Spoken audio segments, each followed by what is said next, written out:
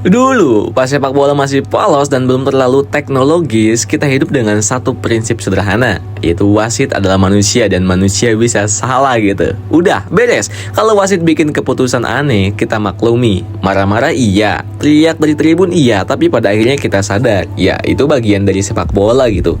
Sampai akhirnya dunia sepak bola merasa perlu solusi modern.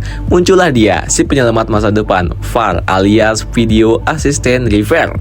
Katanya sih teknologi ini bakal bikin sepak bola lebih adil, lebih bersih dan lebih objektif. Tapi kenyataannya kadang malah bikin ribet, bikin emosi, bahkan lebih nyebelin dari mantan yang ghosting tapi masih nge-like story anjir.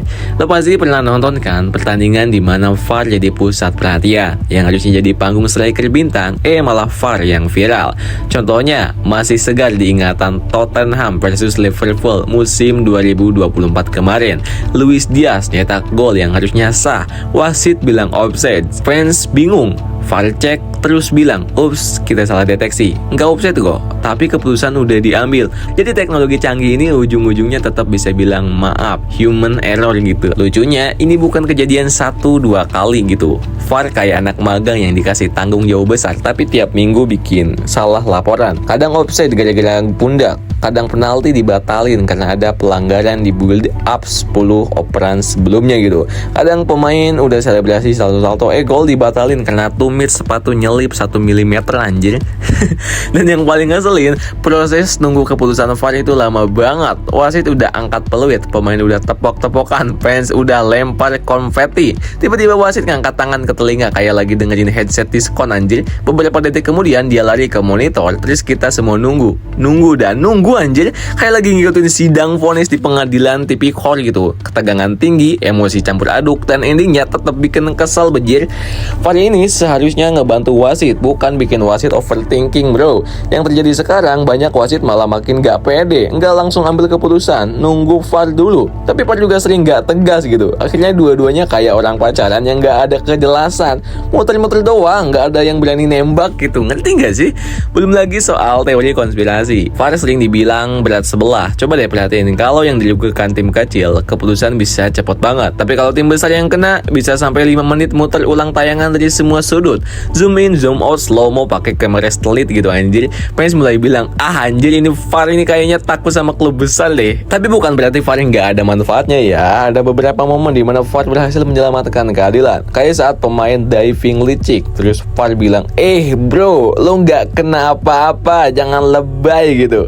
Atau saat ada pelanggaran keras yang nggak kelihatan, VAR bantu kasih kartu merah. Dalam hal-hal kayak gitu, kita tepuk tangan. Cuma ya, masalahnya momen kayak gitu nggak sesering drama errornya gitu. Salah satu korban paling besar dari kehadiran VAR adalah selebrasi. Dulu nyetak gol itu momen paling magis. Lo bisa lari ke pinggir lapangan, buka baju, lompat ke tribun, teriak shoo atau vamos atau apapun yang lo suka gitu. Sekarang lo harus tunggu dulu. Bentar, jangan selebrasi dulu nih. Kita tunggu VAR.